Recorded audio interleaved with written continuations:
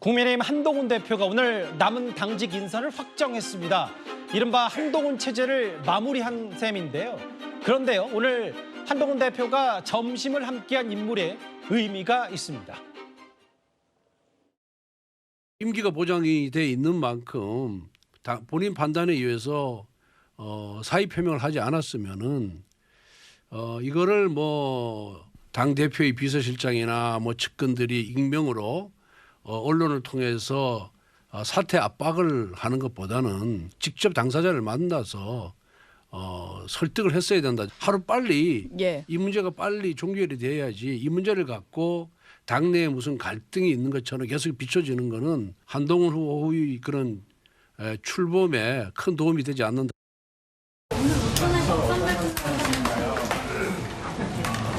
정책위 의장과 관련해서 그 얘기를 일단 그 한동훈 체제, 한동훈 대표의 인선 마무리, 여러 조직을 이제 마무리하는 그 얘기를 해보기 전에요. 먼저 이현정 의원. 네. 한 대표가 오늘 친윤의 핵심인 권성동 의원 만나서 점심을 함께했다. 뭐 소통 잘해서 중심 잡고 당 잘 이끌어달라 이런 얘기를 하게 했는데 권성동 의원과 점심을 먹은 것 하나만으로도 의미가 간단치 않은 것 같아요. 그렇죠. 지난번에 이제 윤 대통령과 직접 만났지 않습니까?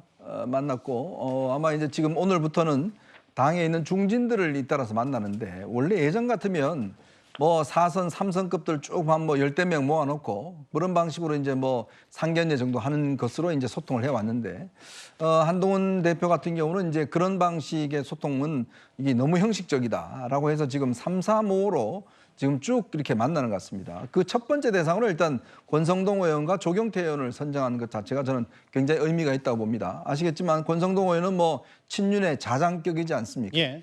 자, 그렇다 보니 이 그동안 또 두 사람이 이제 뭐 같은 뭐 검사 생활도 했었고 또 선배이기도 하고 그래서 이제 권성동 의원을 만나서 여러 가지 어떤 이야기를 듣고 또 조경태 의원은 육선입니다. 육선이고 이번 같은 경우에 사실상 나경원 후보를 이제 지원을 했거든요. 그런 측면도 있는 것 같습니다. 예. 즉 자신보다 어떤 반대편에 있었던 분들 뭐 이런 분들을 먼저 일단 만나서 예우를 하고 또 당 운영 관련된 협조를 요청하고 특히 최근에 권성동 의원이 꽤 이제 한동훈 대표에게 힘을 실어주는 발언들을 꽤 많이 하고 있습니다. 그만큼 당이 이제 안정적으로 운영이 돼야 된다는 뭐 그런 뜻이겠죠. 뭐 그런 상황에서 이제 오늘부터 시작해서 쭉 의원들을 만나고 있는 것 같습니다.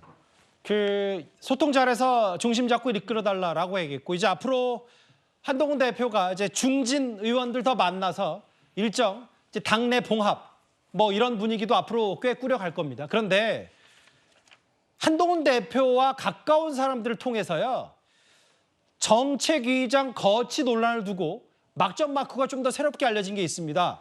원래는 정점식 전 의장을 한동훈 대표가 유임시킬 생각이었는데 친윤계의 여론전 때문에 결국 이런 상황이 오게 됐다. 그 목소리 한번 이어서 들어보겠습니다. 제가 알기에는 한동훈 대표는 정점식 정책위 의장에 대해서 유임할 생각이 있었던 걸로 알고 있어요. 그런데 친윤이라는 그쪽 그룹에서 그 언론 플레이를 막 하면서 임기가 1년인데 몇 달밖에 안 됐으니까 이 사람을 반드시 유임시켜야 된다라는 여론전을 막 하기 시작했거든요. 그 정점식 의장을 그냥 유임을 시키면 당장 언론이나 야당에서 아 이거 봐 한동훈은 윤석열의 아바타에 불과해. 정책위 의장도 자기 마음대로 못하잖아. 이런 평가가 나올 거 아니겠습니까? 네. 그거를 신임 대표가 받아들일 수는 없죠. 대통령과의 그 회동이 있던 날 국무회의가 있었잖아요. 네. 국무회의가 보통 한 10시 정도 시작하잖아요. 근데 그 전날 한동훈 대표가 이른바 작업을 한 것 같아요. 작업은 뭐냐면 용산에 나 좀 그 가서 대통령님도 만나고 싶고 뭐 하고 싶다. 만찬 회동에서도 그 한동훈 대표가 굉장히 적극적으로 대통령께 이거저것 특히나 뭐 체코 원전 수주 그런 그 경위라든가 궁금해하고 묻고 뭐 이렇게 적극적으로 다가가는 모습들이 있었고 네. 그리고 이제 대통령과의 그 만남에 대해서 청을 하는 것도 이제 그런 연장선상이고 그래서 그때까지만 해도 몰랐던 거죠. 정점식 의원도 그런 그 물밑 그 움직임이 있었다는 걸 잘 몰랐겠죠.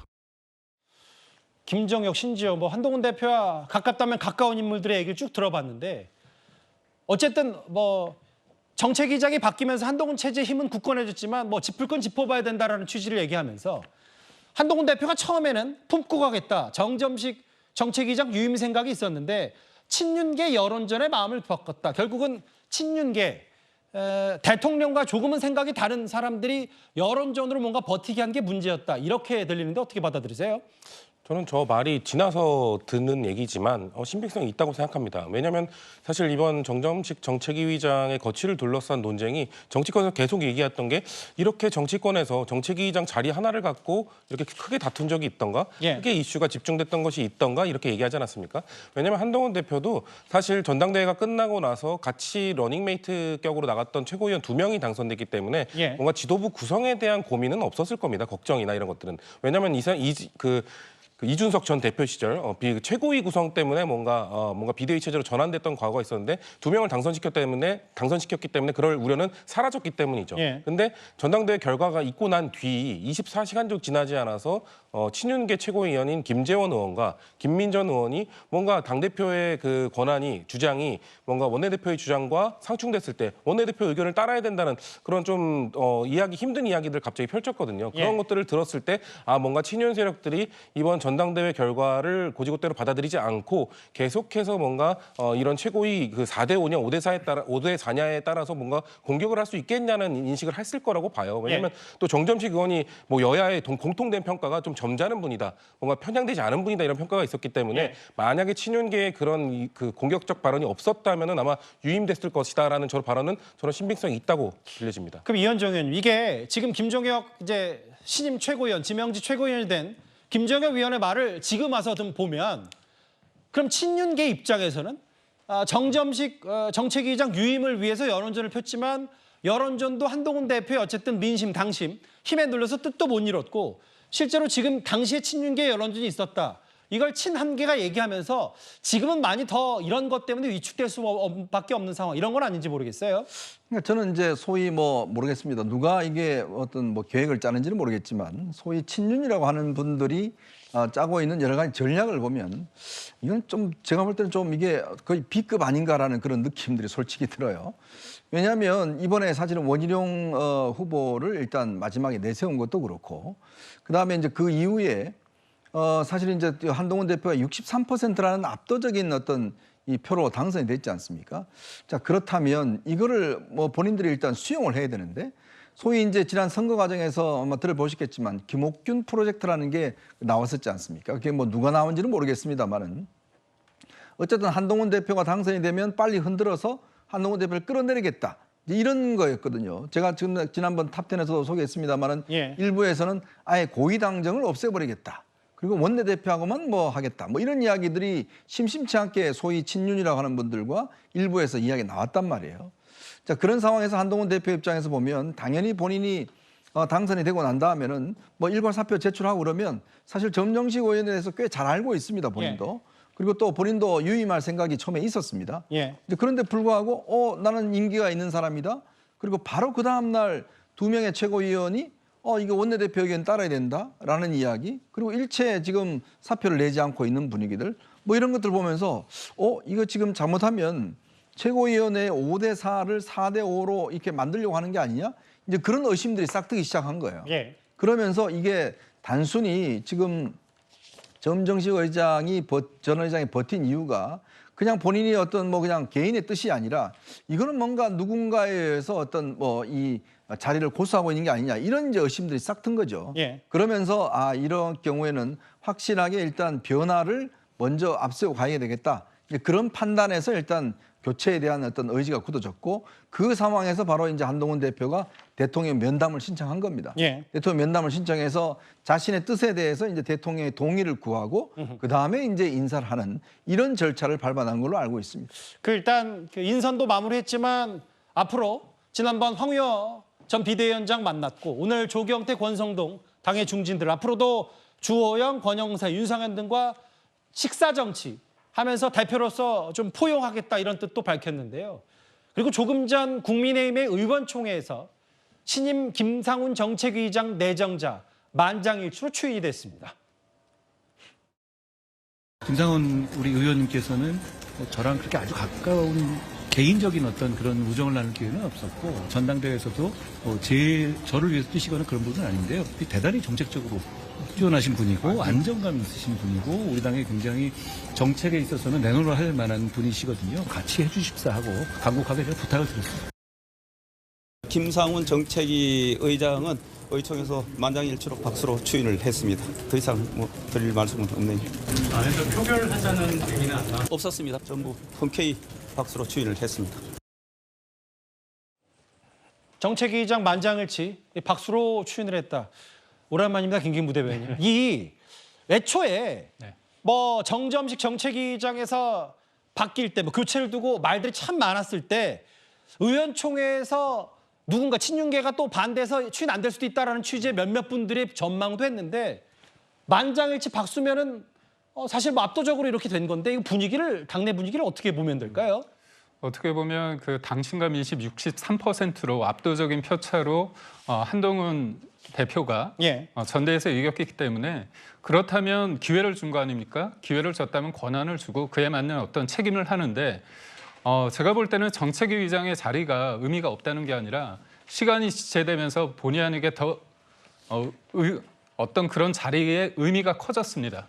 그런 관점에서 정점식 의장이 어떻게 보면 자연스럽게 나갈 수 있는데도 불구하고 그게 친윤이냐 친한이냐에 대한 의미 부여가 커졌거든요. 나갈 때는 거친 면이 없지 않았지만 새로운 사람이 됐을 때 김상훈 의원이 됐을 때는 개파사기였고 그다음에 무엇보다 정책통이라는 얘기가 있습니다.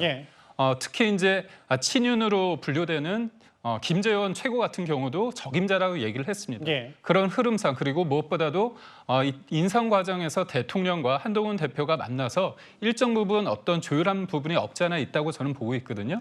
그런 관점에서 볼 때 밀어줄 때는 확실하게 밀어주고 지나간 일을 덮어두고 가는 면은 없지 않아 있다는 게 제가 볼 때는 의원들의 컨센서스가 있었다고 봅니다. 그런 관점에서 볼 때 표결을 하면 이게 뭔가 있는 것처럼 과하게 또 분열 양상으로 비춰줄 수밖에 없기 때문에 그렇다면 우리가 하나의 목소리를 내자. 그래서 저는 확실하게 박수로서 추인하면서 힘을 실어줬다고 봅니다. 그러니까 개파 여부를 떠나서 그렇습니다. 공감대, 컨센서스라는 게 이제 공감대가 이제 일단 정책위의장이 바뀌었으니까 한 대표 혹은 김상훈 의원에게 힘을 실어주라는 취지에서 만장일치 박수였다.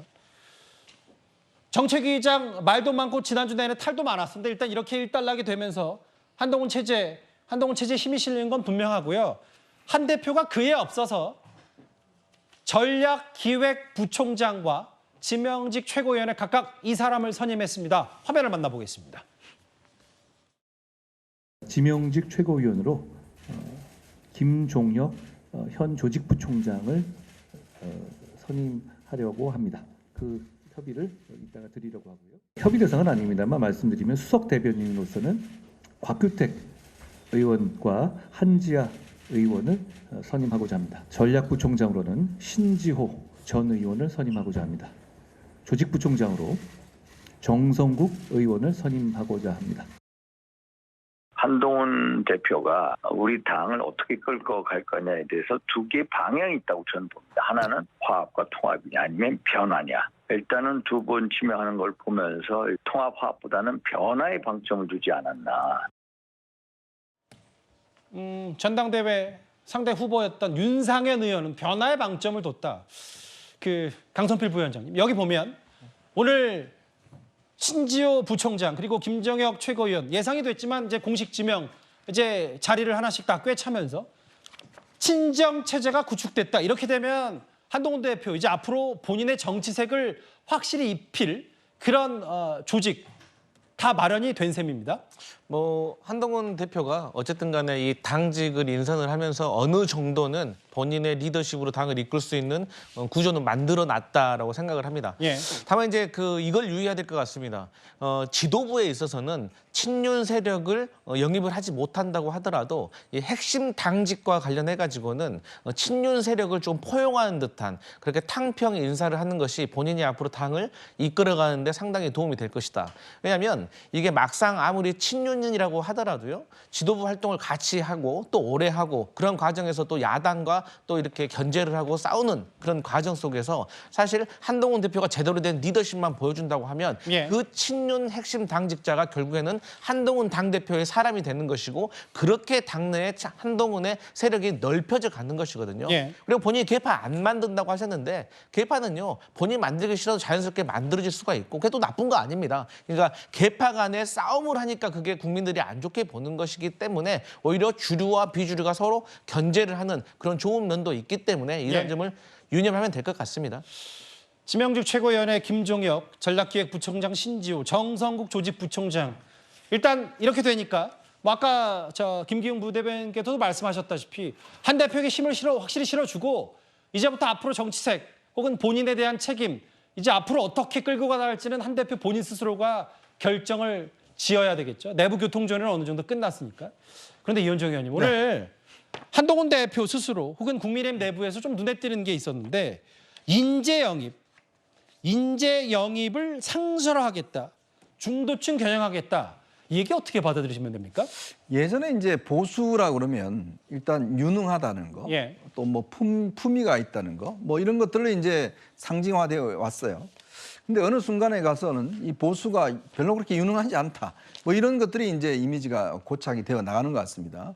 그 이유는 뭐냐면, 그러니까 새로운 어떤 인재들을 뭔가 이 보수 진영, 특히 국민의힘에서 영입을 하면 그것들을 좀 이렇게 확장을 해 나가야 되는데 문제는 선거 때 필요하면 영입을 해요. 근데 그 다음에 딱 뭐 필요 없으면 바로 저 사람 좌파였는데 좌파다? 뭐 이런 식으로 해서 배척을 해버린 거예요. 이번 전당대회에 아마 보시면 알겠지만 가장 대표적으로 그런 게 많이 나타났지 않습니까? 필요할 때는 본인들이 뭐 딱 영입을 했다가 조금 자기와 뜻이 안 맞으면 저 사람 원래 좌파라. 이렇게 규정해버리고 배척해버리는 이러한 문화가 있었습니다. 자, 그러다 보니 국민의힘에서 영입된 분들은 대부분 다 법조인들이에요. 자, 그러다 보니까 이게 법조인 너무 과잉 현상이 너무 심각합니다. 그러니까 실제로 어떤 정치를 한 분이라든지 기업인이라든지 이런 분들이 많이 없어져 버린 거거든요. 그러니까 그런 면에서 지금 한동훈 대표가 이번에 선거를 치르면서 이게 이제 보수의 어떤 인재가 굉장히 지금 박약하다. 이런 부분을 아마 절감을 한 것 같아요. 그래서 이제 인재영입위원회를 좀 상설화해서 이분들 좀 모셔오겠다는 하는 것인데 문제는 그러기 위해서 몇 가지 조건이 필요할 겁니다. 왜냐하면 이번 같은 경우도 보면 이 출마한 분들이 보면 그다음에 출마하고 난 다음에 자리를 유지하기가 어렵습니다. 왜냐하면 지구당이라는 게 없기 때문에 본인들의 어떤 생계수단을 위해서 그냥 생업으로 돌아가는 분들이 많아요.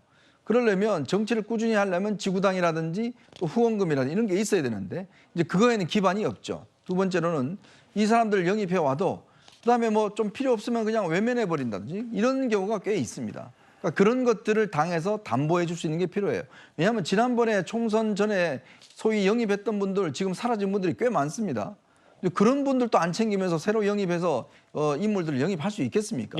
자, 그러니까 이제 상설화하겠다는 의미도 확실하게 영입을 하면 일단 역할을 주고 그분들이 활동할 수 있는 여건을 만들어주고 그렇게 해야지만이 아마 많은 분들이 노크를 할 겁니다. 그렇지 않으면 아유 저기 갔다가 또 금방 또 그냥 튕겨 나올 거야 라고 이야기한다면 인재영입이 쉽지 않습니다.